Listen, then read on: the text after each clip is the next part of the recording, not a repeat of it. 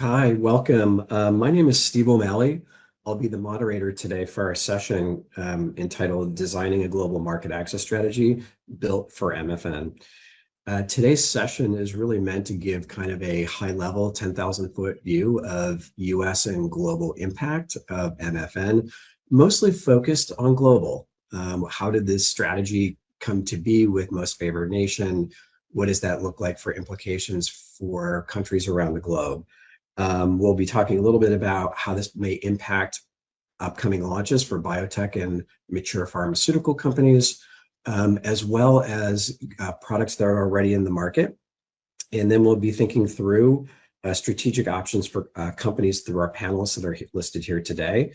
And then lastly, what are the unintended or intended complications of Most Favored Nation? I'm joined here today by our panelists, Michael Garner, Catherine Beecher, and Claire Foy, who will introduce themselves here in just a second. But I wanted to thank them and welcome to the discussion, and they'll be driving most of the discussion today. So principally, the Most Favored Nation legislation, if you will, seemed pretty straightforward. How do we reduce drug prices in the US based off of referencing other markets? Seems pretty straightforward. Like most laws, there's many unintended consequences when you actually start thinking through actually how it's calculated in the transparency or lack thereof of Most Favored Nation or actually drug pricing. So we wanted to actually chat about that today, and ultimately what pharmaceutical manufacturers may think about as they kind of move forward. So I guess I will start with Michael. Could you really briefly introduce yourself, give us a little bit of your background, and then maybe talk to us a little bit about Generous as part of the MFN and where you see that heading. Sure. Thank you, Steve. My name is Michael Garner. I'm the Vice President of Policy and Strategy for RTS Solutions, powered by Patari. And my background, I've been in health policy for close to 35 years and have primarily been working in the Medicaid markets, although I also have experience in the commercial markets and Medicare as well. So been following this since its very beginning, all the way back to the first Trump administration, and have just a lot of information, that I'm really looking forward to share with the group today. Generous, Steve, you're asking, where is Generous going? And that is really the $1 million question, because there's so much uncertainty around it. What we have right now is a model where manufacturers are having to apply to the Federal Centers for Medicaid and Medicare Services, CMMI Center, to say that they want to participate.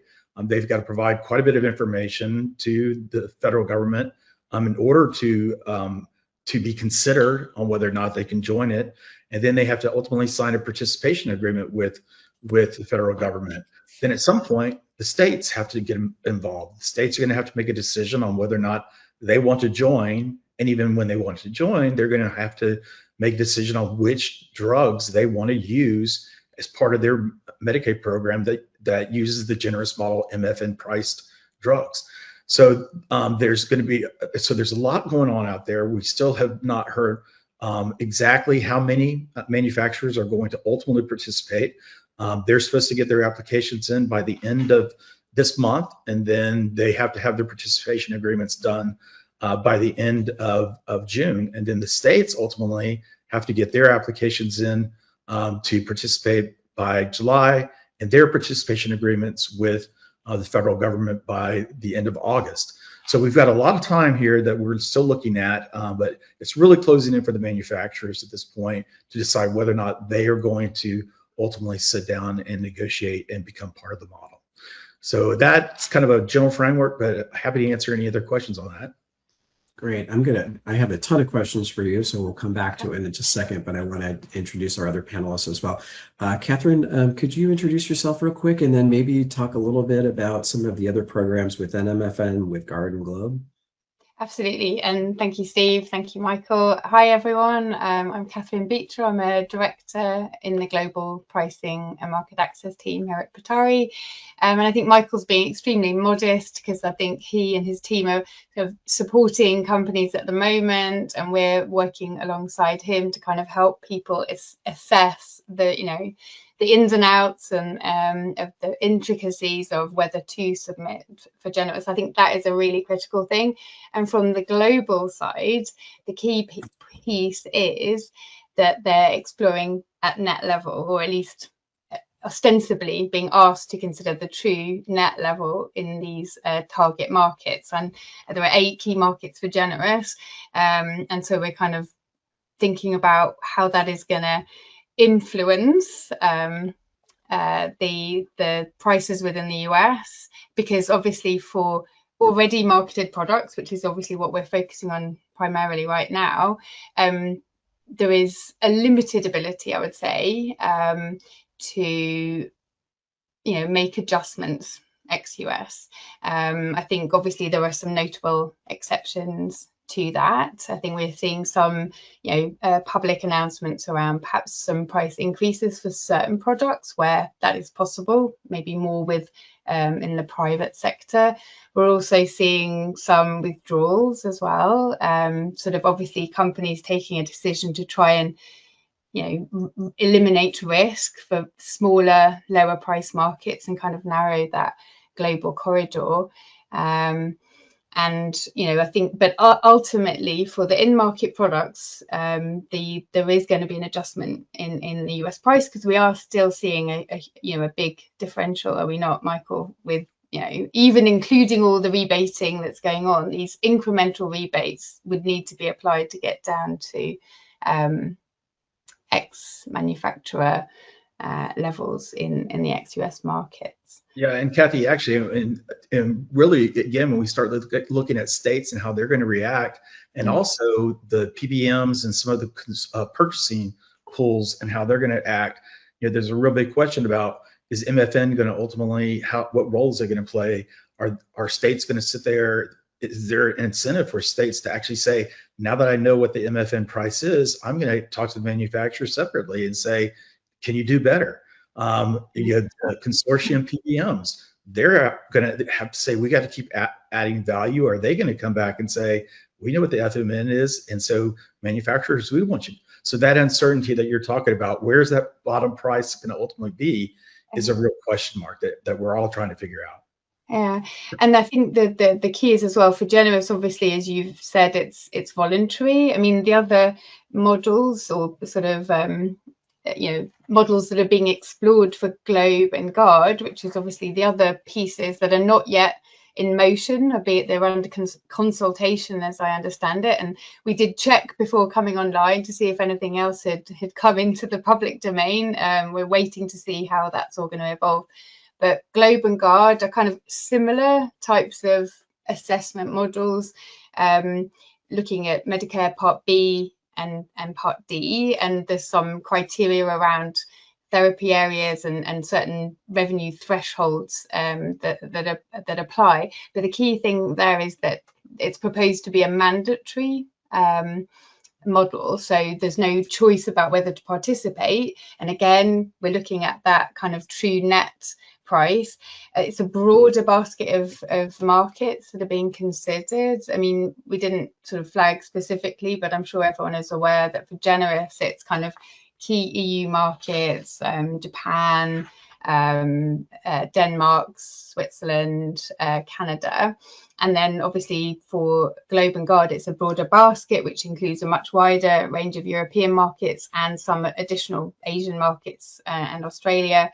I think the key as well is that for Globe and Guard, it's looking at the lowest price, albeit with some uplift. I think if you choose to engage and provide the ex-factory net levels yourself, there's a kind of an uplift. And if not, the idea is that CMS would estimate that for you. I think the key here is in both model or all three models, there's the idea that there should be some adjustment with PPP adjustment. So trying to allow for different GDPs and that kind of thing. And actually, we've been doing that assessment, and it's interesting what comes out as the second lowest price for generous or the lowest when you actually make those adjustments. But it isn't a simple or straightforward task to actually assess those prices. You would think it would be, but actually in reality, when we're working with companies, it's not. So I think that's an interesting learning on my side, but we'll see whether that actually comes into being. Perfect. Thank you, Kathy. Very insightful. Claire, last but certainly not least, if you would just introduce yourself really quickly, and then on the back end of that, what are you thinking about? What are companies thinking about how this will impact global pharmaceutical pricing?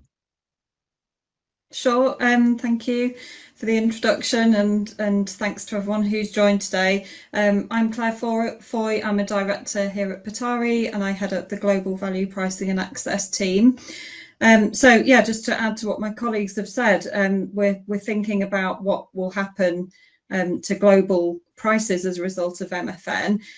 Obviously, as we've heard, the intention is to lower federal drug prices within the US, but we think this is likely to have an impact on pharma pricing worldwide. It's like a domino effect. You can't just change one thing in isolation. It's going to have a series of knock-on effects. So we've tried to think about what those might be. Obviously, there's lots of considerations to bring into account here. So with generous, as we've said, there's a requirement for net price transparency. So if manufacturers do take part in that, it could lead to downward pricing pressure. And that might ultimately lead to a degree of global price convergence where US prices are coming down.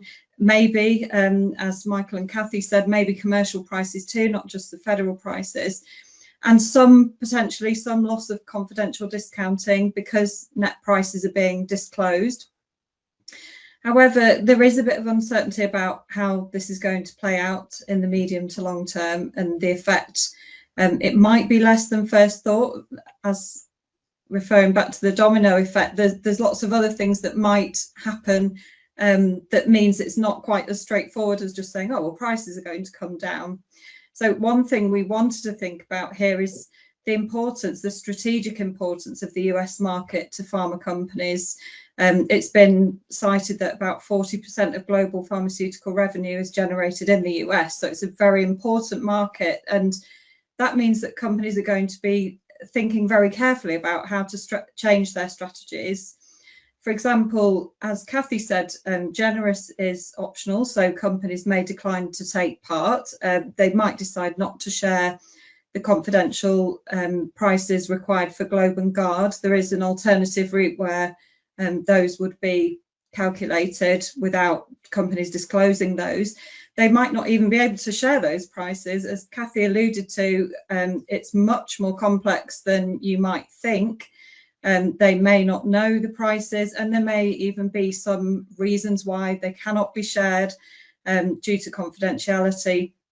So we'll think about that a bit more, I'm sure, later on in this webinar. So to answer the question that Steve, that you posed, we do expect to see lower US net prices for some in-market products, at least to start with. But in the longer term, we think companies will probably explore ways to raise ex-US prices, or at least utilize some mechanisms to protect the net price as much as possible. They may also, of course, delay launching outside the US. So MFN, as it's currently been mooted to be, might not apply, or they might not launch at all outside the US. And those things would, of course, avoid any price referencing as part of MFN. So lots of things to think about, and we can explore all of this during the webinar, but those are some initial thoughts.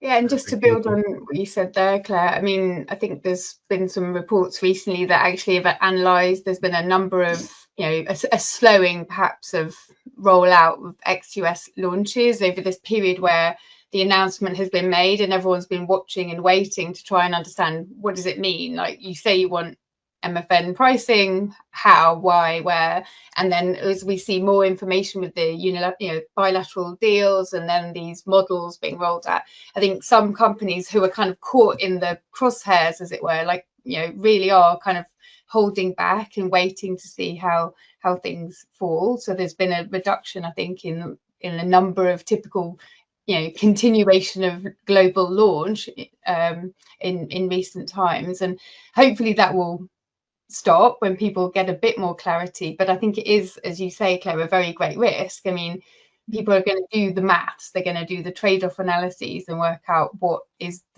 the least worst option, and it could be that some smaller markets are going to be in a very challenging situation. Hopefully industry can find a way to be creative to ensure that patients get access to the products that they need in ex-US markets. We don't want this seemingly sensible idea that there should be alignment on price, but it shouldn't prevent access to patients in need. So I think that's our role in supporting companies to find solutions.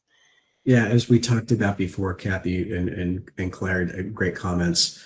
When they roll these programs out, there's just so many unintended consequences, as there was with Medicare Part D back in the day. It actually created grandfathering for so many products that it made it quite challenging for new products to figure out how to get onto the Part D formulary. And in some cases, it would take an additional 18 months to find good coverage. And Michael, maybe I'll bring it back to you. Maybe a basic question: how is MFN allegedly calculated if we can't see all the price? And then secondly, what does the pricing look like within the Medicaid program? Maybe just to give a global reference of where those prices sit today. Sure. So let me start with the second part of that. So we tend to see an average of once we get put together both the federal and individual state rebates and ultimate agreements, we tend to see discounts 75–80%. Is very common on average to get to that level, and so as we look at the MFN pricing, the biggest challenge is, again, which drugs are going to ultimately be offered by the manufacturer, and are they offering it in all the various countries? I mean, we've worked with a lot of manufacturers that have run into a situation where they only may operate in a single one of the targeted reference countries. So what's the second lowest MFN pricing if they're only in one country? So there's really a how CMS is going to really get to that MFN pricing still has a lot of it's still vague in how it seems like it'd be a straightforward calculation, but it's just not. And I really have to circle back on what both Kathy and Claire have mentioned as well, and that is we don't know that manufacturers are going to be able to provide some of the information. And so I think when you put all that together, how MFN is ultimately going to be calculated is really still a question mark. And we're just going to, again, we'll continue to watch, and I still really firmly believe that there is, again, you were talking, Steve, about some of the disincentives that sometimes are created by this, or rather unintended consequences. And one of those is that I really still believe that there's a strong incentive for states to really come back if they find out what that MFN price is, and to separately pressure the manufacturers to even go lower below that. And so where we end up is just a big question mark at this point. Perfect, thank you. And maybe I'll ask Kathy and Claire the same question, but in slightly different ways. So how does this actually impact, Kathy, for you, products that are already launched? And then Claire, how do you think about it from drugs that are about to launch? Yeah, so I think products that are already launched, I mean, I think and I think both sort of topics, it depends kind of on who you are. Are you a big manufacturer that's already agreed that you're going to participate in this kind of approach, or have you already made, nominal reductions in prices in the market? I do think that it's unlikely that in the general run of things, people are going to be able to make adjustments ex-US to sort of narrow that corridor significantly. You can't increase the prices in most ex-US prices in general. I gave an exception or two earlier, and I think even if we think about the recent announcement, the agreement between the UK and the US, where some of that was already announced, but it's now been formally kind of wrapped up in a bow with this US agreement. So we're seeing an increase in NICE thresholds, but obviously that's for new products moving forward. There's also a kind of a commitment to, you know, perhaps increase the percentage spend on healthcare. Again, that was probably already part of the agreed plan, and it will only subsequently affect future things. So to me, the in-market products are generally facing, you know, the situation that the administration was hoping for, that there would be some kind of narrowing of the corridor achieved via reductions in the US, well, or rather increases in US rebates. It's not going to affect the price per se. But I think it's interesting. I think Michael's alluded to the fact that it may not, you know, it's meant to be all products that are eligible, but maybe there's some exceptions there. For those companies that are not participating in generous or have not got formal agreements in place, what happens to them? You know, how will they be pursued? Or is there just the general expectation from the administration that they should do something and they need to plan for it? I think the more interesting question is, what do companies do in the future? And I think there's two parts to it, and I guess Claire can talk to one of those and we can hand it off between us. But the people that are about to launch and maybe the die is cast and the investment is there, versus those that are planning for longer term future. So Claire, I'll hand it to you to talk about one of those.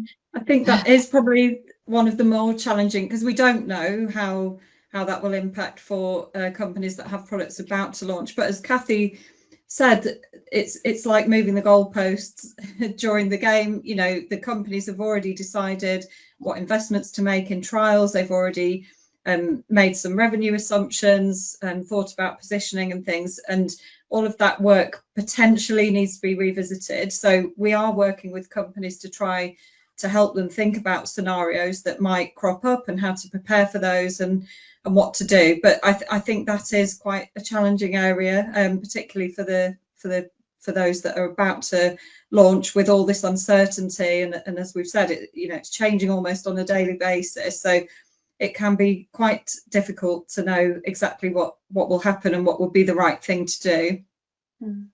And I think, I mean, what we've, the companies that we are sort of collaborating with, they very much said that it's thinking country by country, literally considering, okay, UK, what can be done? Do we have to think differently? Do we have to, do a sub-population assessment? Can we push this? Is there the opportunity to engage more with innovative agreements, which, I mean, it sounds dreadful, but, that maybe make it a little bit more opaque to fully understand the true net level. I think historically payers have always, or rather in recent times, there's been less interest in engaging in very complex outcomes agreements or what have you, just the administration and making it work and the risk that the payer is going to lose out. I do feel that perhaps in this global context, it's bigger than a single company or a single product, and maybe the authorities in various countries are going to have to be a little bit more flexible and a little bit more open to that type of agreement, because, as we've sort of alluded, the alternative is the risk that if you're intending to be a lower price market, there may not be possible for a pharma company to launch. So I don't know, those that are familiar with negotiation strategy and terms, it's almost like pharma companies' BATNA has improved a little bit. Your best alternative to a negotiated agreement has sort of shifted a bit in your favour, albeit that it's a challenging situation, but you have more perhaps to bargain with. So that's our hypothesis, right? And who will know? And there are some therapy areas where they're too large, it would be just onerous to kind of monitor and track those types of things. But I think that is a possible solution that's being considered. I think also sort of broader agreements, ones that perhaps are thinking holistically, trying to help the payers, thinking about a price for delivering a service rather than just the product itself, which again makes it harder to unpick the net price, but actually is providing value for the payer and not just holding them over a barrel and pushing the price up. So, and I do think that broader policy change is necessary as well to perhaps do what is being done in the UK, like perhaps encourage greater openness to spend ex-US. but we'll see how that all turns out. So Kathy, do you believe that we will see a change again to come back to, I will just call it value-based contracts or innovative contracts, that those will kind of come back in favor, or will it just really be about dead net? I mean, it's so difficult. I mean, I guess there was, I think there was an element within this UK-US agreement that sort of alluded to these types of agreements. I need to sort of dig into and understand that more. I just think it's an option. Like, if, you know, I think ultimately what companies should be doing, and this is more where they have longer runway to play with, if they're now thinking about an asset that's launching a year or two in the future, or they're looking at their portfolio and making decisions there, I think this is where they have more ability to kind of make the right decisions about, do we truly invest? Do we pursue the right kind of data that will enable us to support an appropriate global price in ex-US markets? Maybe it's greater investment in a smaller number of patients to kind of, you know, get where they need to go. I think if you are in a situation where you have your data and you've got to make a decision how to make it work in each country, I think it will be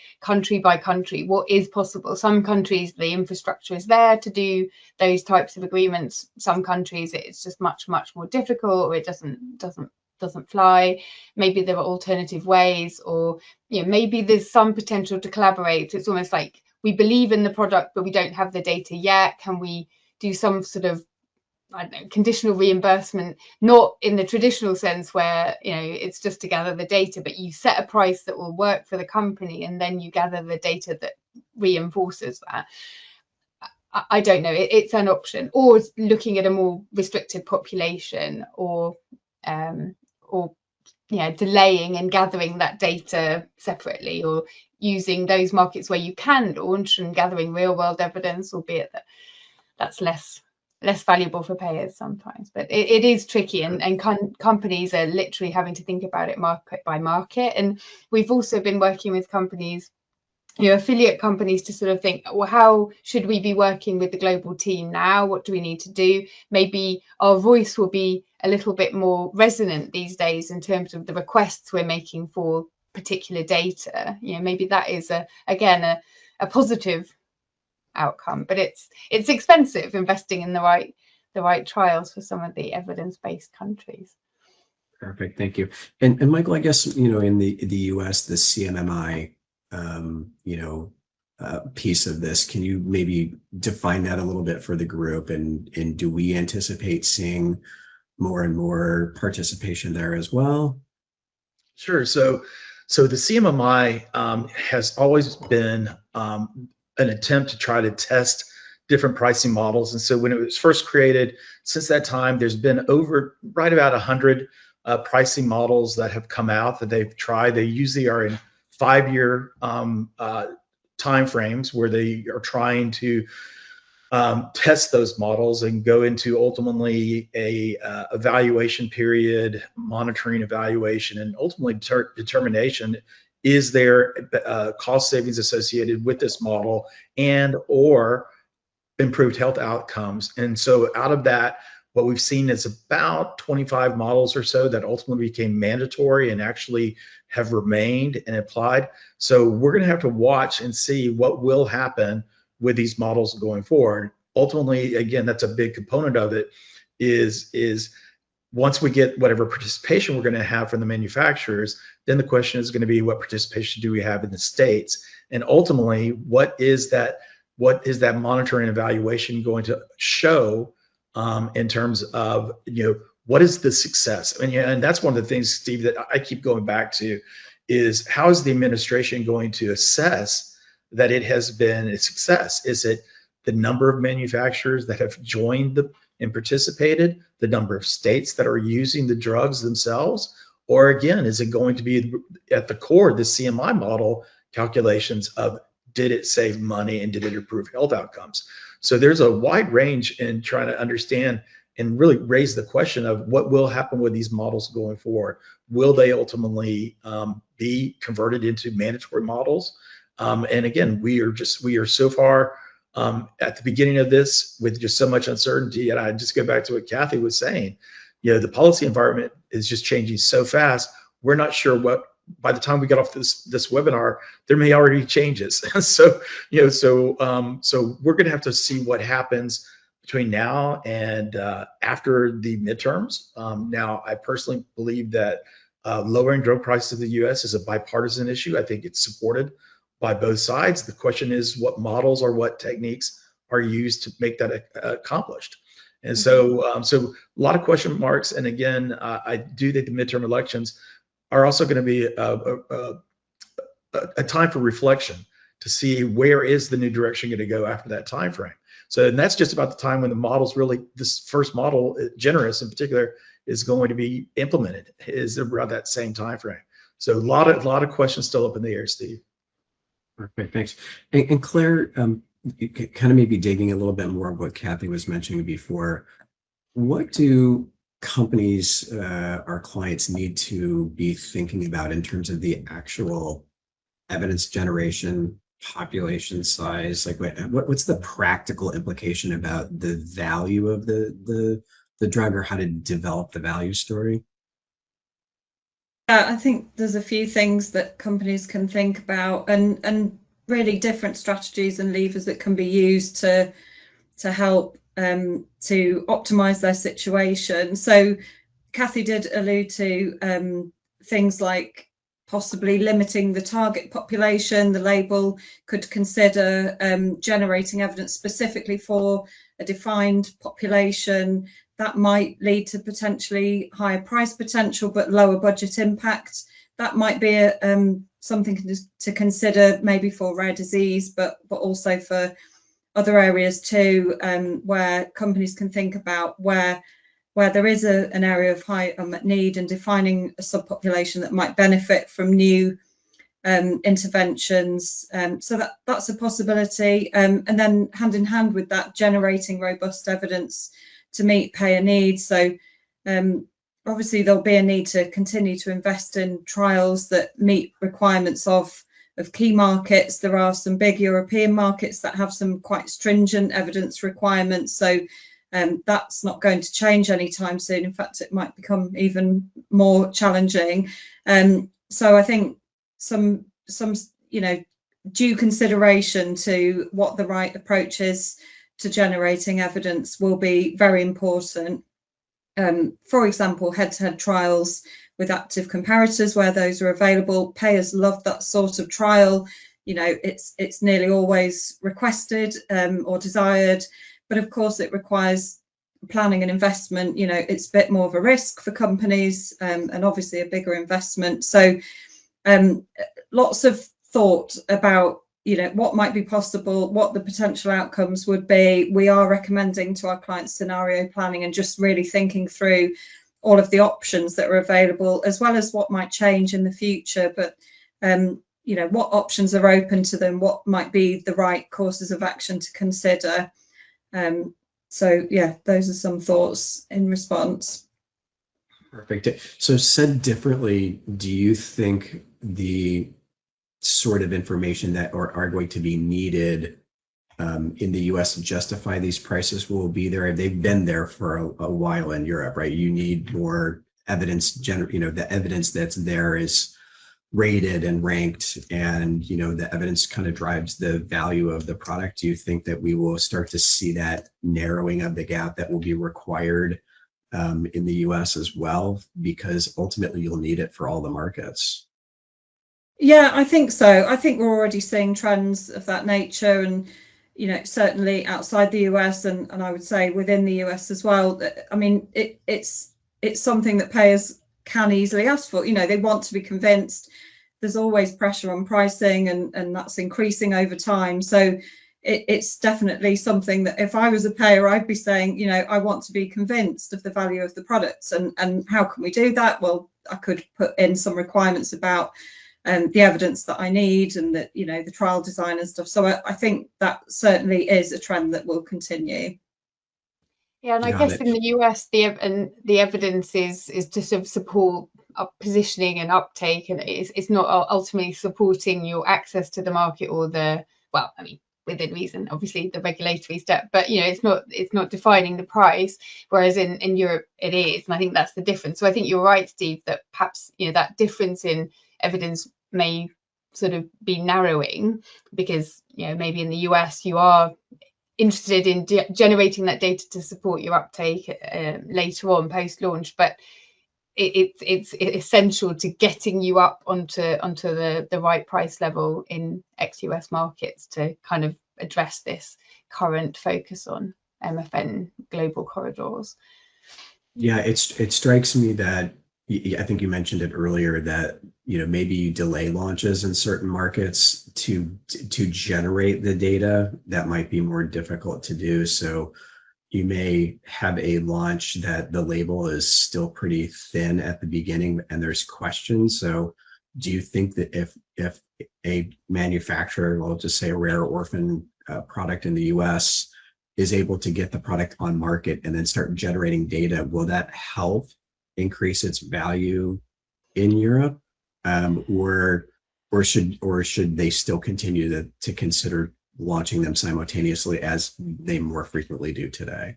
And that's for anybody. Yeah, there's so many strands to it, aren't there? Thing.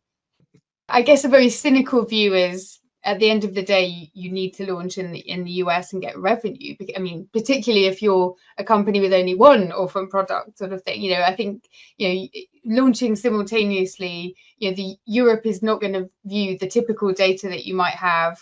You can get approval for an orphan rare product in the US with a kind of a less robust set of data, and you could probably set a price that is validated by you're meeting an unmet need, these horrible conditions, patients need the product, you can get onto the market with that price, with that same sort of single arm early phase 2 whatever data in Europe. Obviously you can launch, but it's more challenging, and they are probably going to have less of a view of the value. So I think the difference here will now be that while you might well have just launched and seen a big difference, I think moving forward you're probably going to launch in the US, get revenue, and then, as you say, gather additional data, whether it's real world US data or whether you continue with a more robust trial. I think probably European payers are going to prefer the RCT approach, but real world evidence is important, and maybe that's another area that will evolve, like ensuring that we can gather real world evidence in the US that is more appropriate or applicable for ex-US evaluation would be an interesting topic. Perfect. Claire, anything to add there?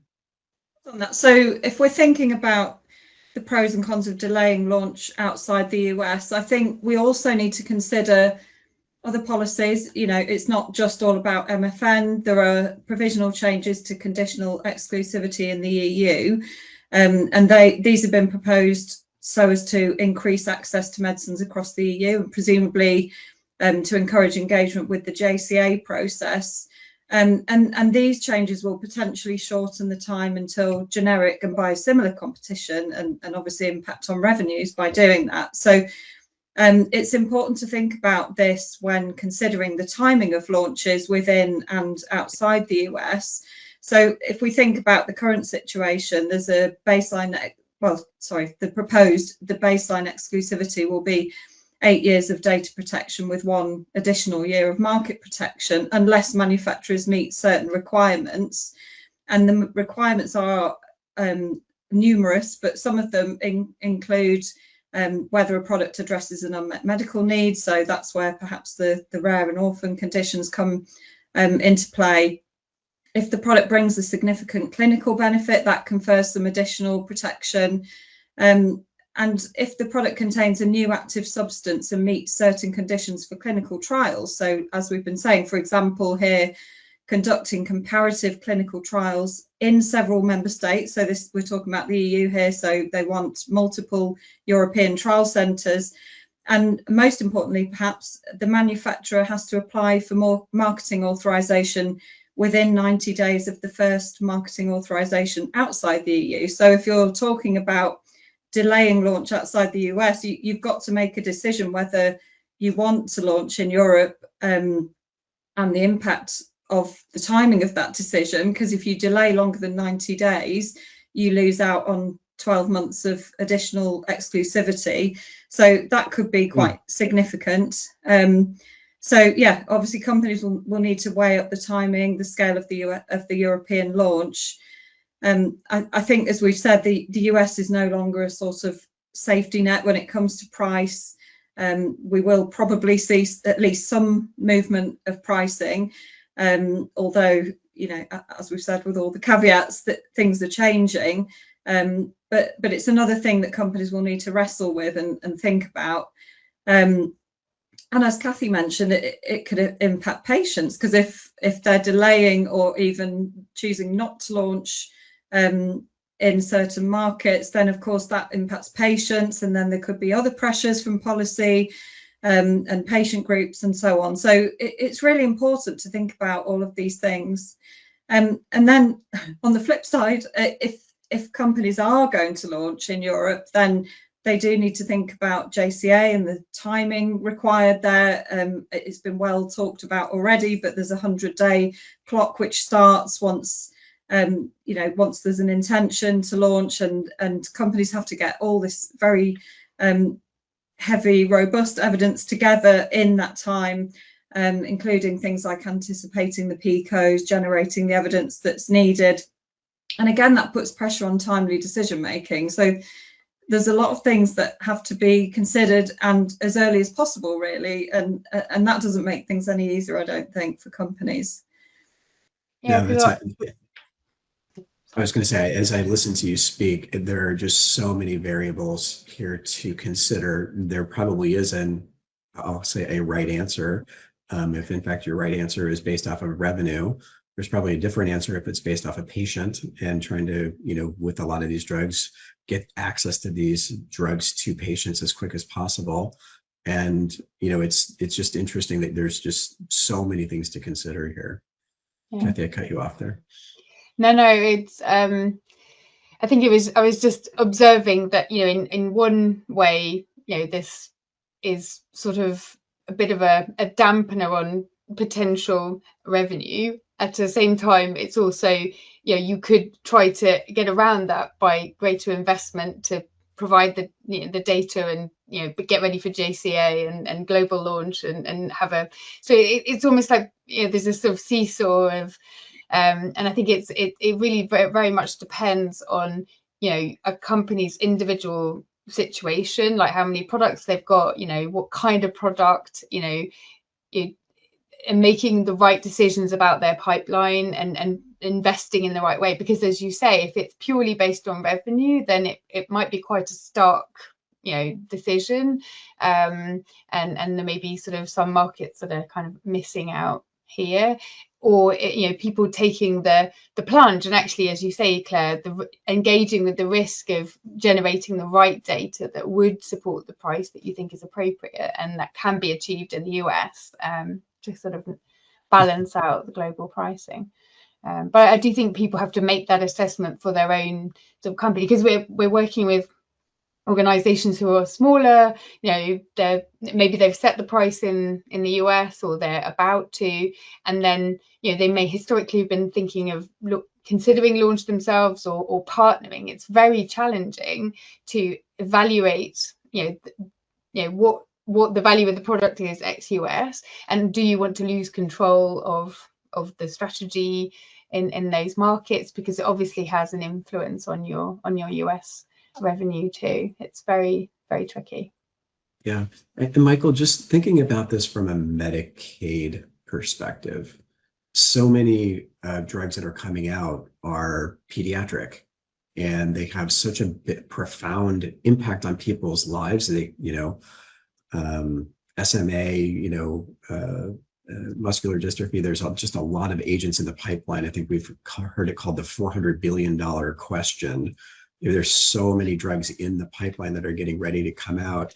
How are states thinking about the affordability here? If prices potentially go up in the US, there, and the Medicaid budgets generally need to be on a balanced level. What does that look like? Is there a tipping point here where people just say enough? Yeah, boy, Steve, that's a great question, because we've already started seeing it, just as we, again, starting with SMA and some of the others, and then moving into most recently metachromatic leukodystrophy, and some of the others that when we see that those dollar amounts go up, yeah, that state budget pressure, it does become huge. But because of that pediatric indication, there's a huge caveat that states have to deal with, and that is the federal requirement under Medicaid of early periodic screening, diagnostic, and treatment, EPSDT. That provision of Medicaid law basically says that any state of a child presents with a medical condition, whether or not that state actually covers that benefit, in this case, maybe that high cost drug or that treatment, they have to do it. They have to find a way to make it happen. And there's only very few reasons that a state is allowed to not cover it. And so they ultimately are going to have to look at, how do I build it into my budget? How do I sit there and address it? Because I've got to cover it for these children. And if they don't, they're going to wind up ultimately into the federal courts. They're going to have to come in and intervene. So states are very aware of that requirement. And so they're going to build their budgets around it, but at the same time, and I don't want to digress, but at the same time, states are also dealing with the effects of HR 1, the One Big Beautiful Bill Act from 2025, and those provisions are starting to become implemented right now, which is putting even additional budget pressures on. So the short answer is that, ironically, for the pediatric indication, they're probably still going to get covered. The question is who else is not going to get covered, or what benefits are going to be reduced for other persons that are in those Medicaid programs, and how are states going to ultimately figure that issue out? And we already see it now, where we have drugs that are approved only for a pediatric population, even if it's one that bridges into adulthood. So it's a great question, Steve. But kids are going to ultimately get the coverage. States are going to have to struggle to figure out how to balance their budget.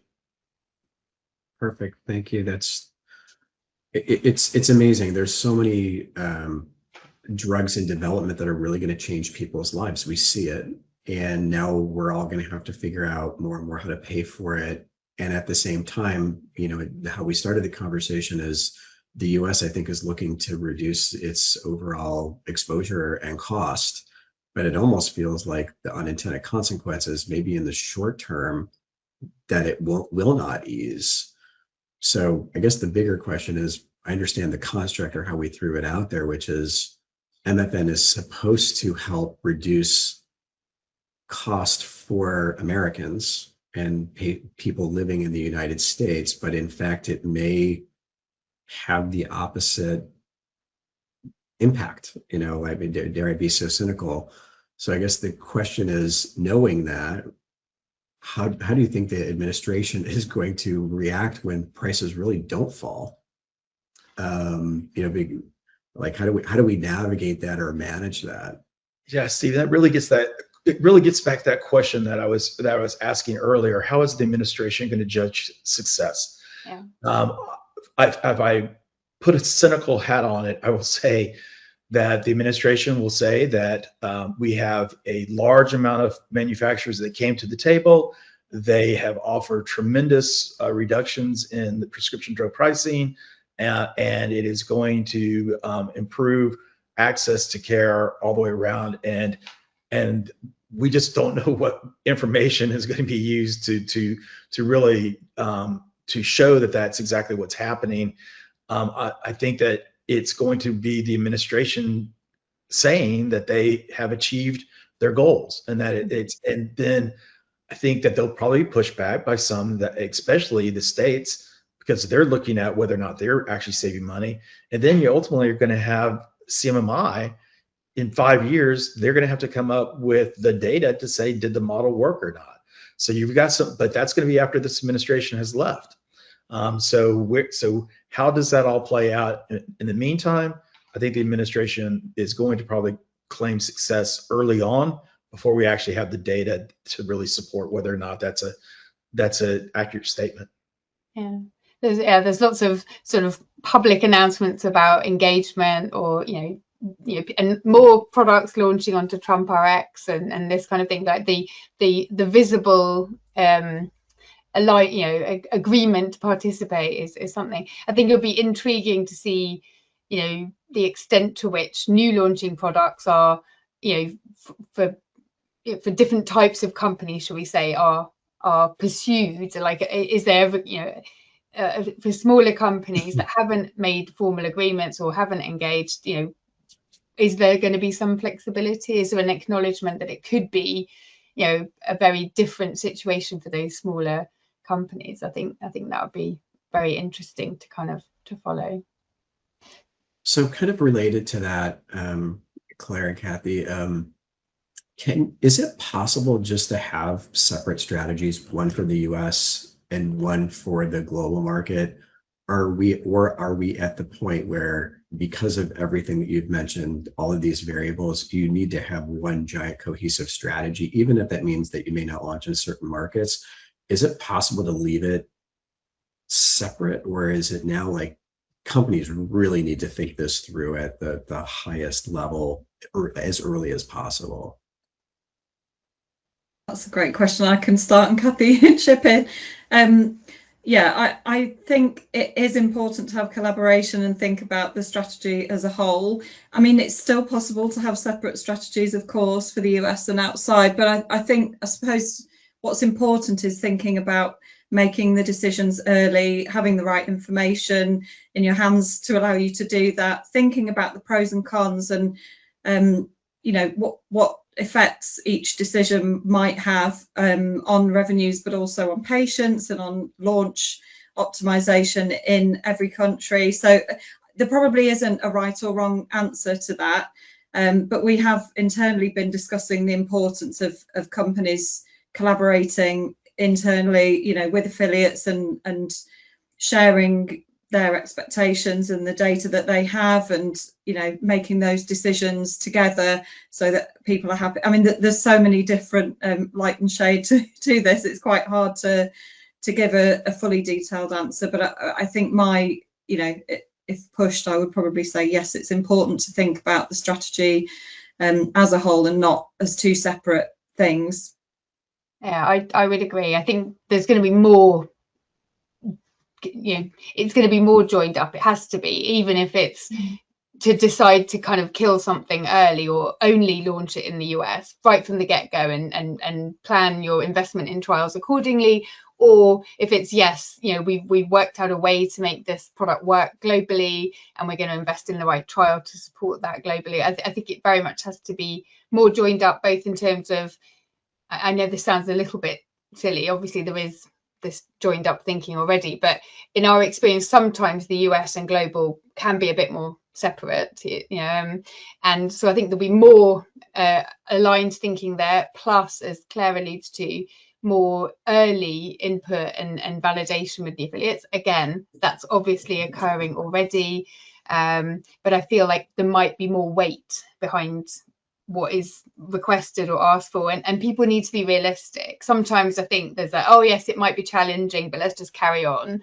But no, I think it really is going to be essential to make the right decisions early. Are we going to invest or are we not going to invest? And let's make an appropriate plan. Yeah, and maybe it's, sorry, I just want to say, maybe it's more difficult to kind of change your mind or adapt the strategy. It's probably more important to make decisions early and stick with them, because it's probably less possible to change or adapt strategies later on without having significant effects. Perfect, thank you. So maybe final question for each of you is, where will we be in 5 years? Things are happening fast and furious. It's a hard question because things are changing hourly, weekly, and even from a media perspective, that we're just on a different clock. But if you were to forecast where we're in 5 years, what do you need to be thinking about if you're a pharmaceutical manufacturer as it relates to these policies? So maybe Michael, I'll start with you. I think in 5 years, I think that the focus will still is not going to be lost on ultimately what is the pricing that is in the U.S. versus in other countries. I think that is still going to be a question mark that's going to be out there, and are people in the U.S. paying a disproportionate amount relative to those other countries? I still think that will be a question that will still be out there. I don't think that we're going to solve for it. I think that it'll be interesting to see how much of a change we do see. I think that you will see some downward pressures, and that we will see some areas, and I'll say it that way, some therapeutic categories where I think you'll see probably more change than other categories. I can't pick those out at this moment, but I do think that'll happen. The biggest question really is going to be kind of the next step, is how much of it is going to go back to what we were talking about earlier, evidence that's going to be used to say whether or not this drug is really as effective as it needs to be. I think that's going to be one of the biggest changes that come out of this, is I think additional effort in the U.S. to really raise that question of effectiveness. So that's where I'll put my hat at this moment in time. Perfect, thank you. Kathy, what's your wager? Oh, it's tricky, isn't it? But yeah, for sure, I don't think this is going away. Like the extent to which it has an impact, I think we will see some narrowing, but I think, you know, the ultimate systems of evaluation in the ex-US markets are not going to formally change, but maybe there'll be some more, as I say, above product, above company, you know, just more country to country agreements or alignment on what is appropriate, because I think that will be necessary to prevent some of the natural consequences of a business having to make an unfortunate decision about access for patients. So I do think it's going to be sort of broader policy pieces like we are seeing with the UK and the US. That being said, I mean, I don't know to an extent how what's been agreed there will actually come into being. It's not like some of it can be implemented for, you can't force a manufacturer to engage with something necessarily, but and I do think, you know, maybe we're going to see perhaps more, it depends on the therapy area, but more products. An option which we didn't talk about earlier is sort of maybe more private access. I mean, obviously there are some therapy areas where that's not going to be appropriate, but maybe a solution for some companies in some areas is to have more products that are going effectively non-reimbursed. You can set the price at the level that you think is appropriate. It still obviously counts towards the MFN type calculation, but you have control over that. So, but obviously that doesn't work for all therapy areas. But perfect, thank you. It's hard. The crystal ball is hard. Yes. And what do you see in your crystal ball, Claire? I think it'd be interesting to see how other countries will react to all these changes, what policies might be put into place to ensure continued access for patients to new innovations in other countries. I mean, the EU changes that are being proposed, you know, have happened independently to some degree at least, but there might be others. I mean, I think we might see some consortia of countries looking at policies to try to encourage, you know, companies to still launch outside the US. I think there is a risk that some companies may think that that's a possible lever that they can pull at least. And you know, if that does happen, then you know, payers and healthcare systems and patients, of course, in those countries will want to do what they can to ensure that companies still see launching there as attractive. So I think we may see some changes going back to the domino effect. I don't think, you know, this is the only thing that's going to happen in isolation. I think there will be other things that happen too. I agree there probably will be some downward movement in prices, but I don't think that's the only consequence of MFN. Perfect, thank you. Well, I wanted to thank our panelists today for sharing their views. Really insightful, very complicated topic, and really interesting topic as well, as we try to figure out how to match value to some of these life-saving drugs that are out in the marketplace. So thank you for your participation today. For those that joined, thank you for taking your time to talk with Patari and Artia today about some of the expertise that we have on staff. We do have a host of questions that have come in that we are going to follow up with specifically for each and every one, and we really appreciate it. So thank you very much, and we wish you a great day.